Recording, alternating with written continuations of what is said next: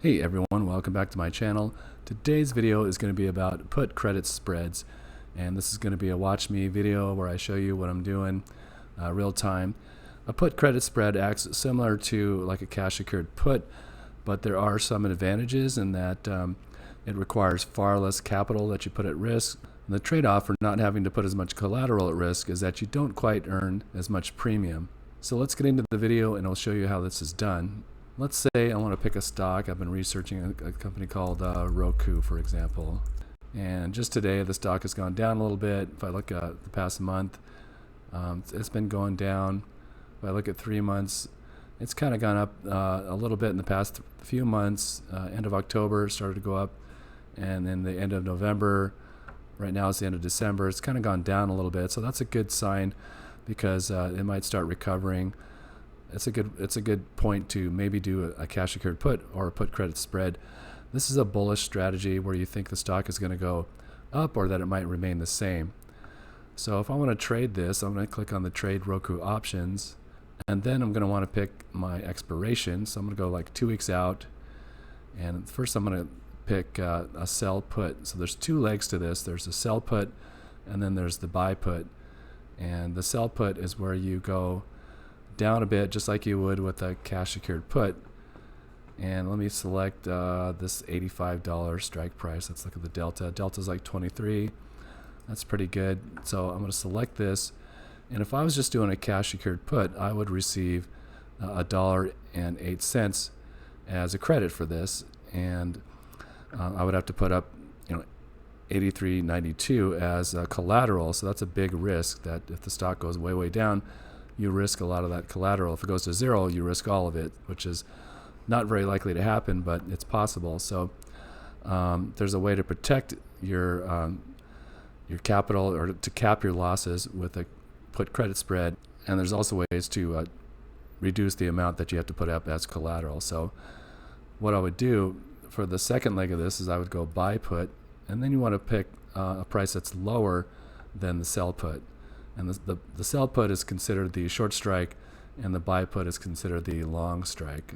So I'm going to go down to a price of 80, and if I select this, that's going to cost me, I'm going to have to pay, because I'm buying 42 cents per share. So I don't quite make as much premium, because I'm going to take some of this premium out of the $1.08, and I'm going to use it to buy protection by buying this put here. So the difference is between the credit I receive, 108, and the cost for buying the put is 42 cents, and so that comes out to it's still a credit of 66 cents. So I don't quite make as much premium, but you can see here my max loss is $430 instead of $8,000 or some. So going back to this 83.92, the way that's calculated is in the sell put or the short strike, this $85 strike, if I did get assigned those shares, I would have to pay $8,500, because one contract is 100 shares times 85 less the $1.08, so it comes out to $83.92. So now going back to buying the put, so the way this max loss is calculated is it's the difference between the two strikes. 85 minus 80, that's a $5 difference, so $500 there, less the total max expected profit. If I made the full profit of $70, that would be $430 is my max loss there. So what we're doing with this long put position here, or the put that we're buying, is essentially we're buying protection should the stock price end up at expiration well below and starts plummeting well below this. Our max loss is going to be capped at right here at 430.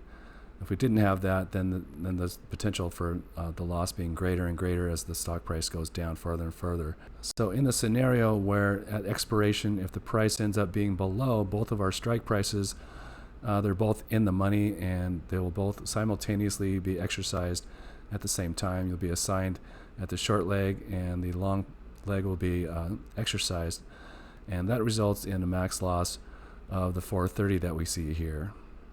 On the other hand, if the price at expiration ends up being above both of our strike prices, remember this is a bullish technique we're using here, then both of these options will expire worthless, and we'll just get to keep the premium. So if the price is above both of our strike prices, we'll get the full $70 profit. In the case where the price ends up in between, well, then the put that we bought is going to end up worthless, and the put that we sold is going to be in the money and will be assigned those shares. It's probably not what you want, where the price ends up being between the two short put and the long puts here. So because if it's in between those, you can see in the graph here, you're going to be starting to lose money here. So what I would normally do is set an alert, or I would watch this and see if it starts getting close to being in the money at this sell put here. And if you have this going, I don't have it going right now. I haven't selected to deploy this option. What you would then go do is, because you sold a put here at 85, you can cancel it by buying this back, and then you can go at the simultaneously go down, and because you bought this put at 80, you can sell a put at 80, and that'll reverse both of these, and you can close out this put if it starts to go get close to being in the money. I'm not currently in this position, but you can see here Robinhood recognizes it as a put credit spread. So if I was in this position, Robinhood would have just an easy button that would do the buy and the sell in reverse and close this out at any time that you wanted to. So that would look similar to this trade. You can see here in the top left, this is the put credit spread, and then over on the right there would be a review order button, and it would just close it out, and you can put your limit price in there and how many contracts you have. There's another easy button too that Robinhood has. I was showing how to buy and sell manually earlier because you might have a different broker, but if you did have Robinhood, there's a very easy way to do this. You can do trade Roku options, and then there's this button here called Builder, and it's got all of the different kinds of spreads you can have. So you could select put credit spread right here, and then you could select your strike prices.